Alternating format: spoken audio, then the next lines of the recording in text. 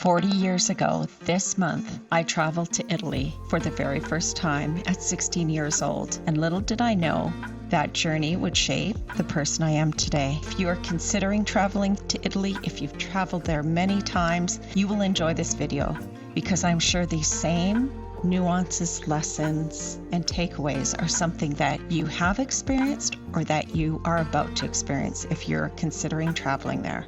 From the moment I stepped onto those cobblestones, everything changed. My perspective, my heart, my mind. I've been reflecting on the trip and how it transformed me. And today I want to share with you how Italy left an indelible mark on my soul, and architecture to its food and people, and certainly its diverse landscapes.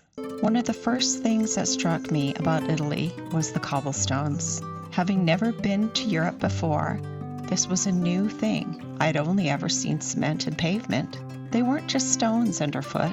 They were a testament to centuries of history, and walking on them, I could almost feel the weight of time. As I have continued to travel to Italy, I still feel myself looking at the cobblestones, looking in the where you can see at one point things changed from just walking to carriages. I imagine the Romans, the emperors, and everyday people who once strolled on these paths. It made me realize how small I am in the vast timeline of history, but at the same time, it made me feel deeply connected to something bigger, something eternal. Then there was the food. I tasted Italian cuisine before, but nothing prepared me for the expansive flavors, simplicity that greeted me in Italy. The pasta made by hand with love. The pizza so simple yet so perfect. In fact, I had a pizza each and every day that I was there at 16. And the wine, which there was no drinking age, so we were allowed to drink the wine. Some of us drank a little bit too much. This wasn't just about eating. It was the experience of food that truly impacted me. The meals took longer. There was multiple courses shared with all of us friends, 37 of us, and we're connected by this shared experience. The joy of savoring each bite as though time itself slowed down. I learned to appreciate food in a new way, as something that brought people together, a celebration of life. Then, of course, the ruins, the Colosseum, the Roman Forum, and the remnants of the greatest empire that the world has ever seen. Standing before the ruins, I couldn't help but be humbled. How much history had unfolded here? How many lives were shaped by this place? I realized that everything around me had been built with passion, vision, and a deep understanding of the power of legacy. The ruins taught me that nothing in life is permanent, but what we create, we build, and we leave a mark that transcends time. The Vatican, the heart of the Catholic Church, being in the presence of such reverence in a place where history and faith collide. The Vatican Museum, the Sistine Chapel, the awe-inspiring St. Peter's Basilica. I found myself lost in the beauty of the art, the faith, and the history. And when I saw the Pope standing there and then squeezed my hand on Good Friday, I didn't quite appreciate the immense moment until I saw two elderly German people in front of me breaking down in tears. And then I felt how important that moment was, that Pope John Paul II looked direct in my eyes and gave my hand a squeeze. He was such a sweet, blessed Pope, and I almost feel that I was blessed from that moment on. I've learned that faith, regardless of your religion or beliefs, can be a powerful force of unity for hope and connection.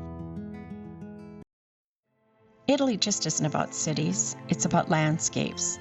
It's a country that holds so many different faces. Since my first travels to Italy, I have been able to see north, south, east and west, and everything in between, including Sardinia. The lush green mountains to the north, to the dry, arid plains of the south, from the serene coastline beaches of the Amalfi coast to the mystical sun-kissed island of Sardinia. I felt like I was in a different world every time I turned the corner. Each landscape spoke to me in its own way, teaching me the power, change, and adaptability.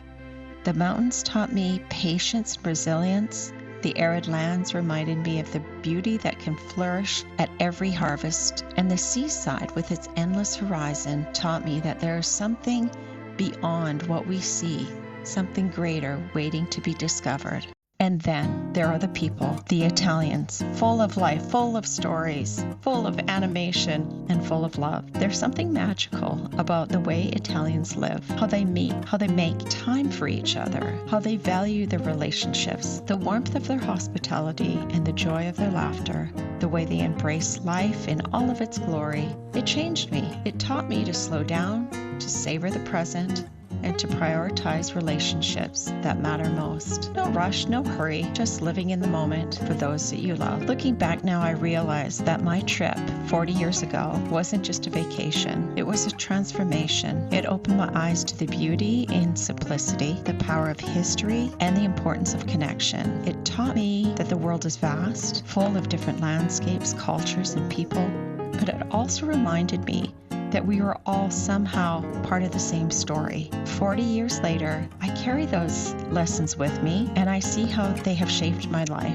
Every time I step onto a cobblestone or taste a simple plate of pasta, I'm reminded of that journey that forever changed me. So whether you've been to Italy or you're dreaming of going, I encourage you to take that step, because a trip like this can change you in ways you never expected. And who knows, you might just find a piece of yourself that you didn't know was missing. Thank you for watching. I hope you enjoyed the video. Don't forget to like, comment, and subscribe. Thanks for watching.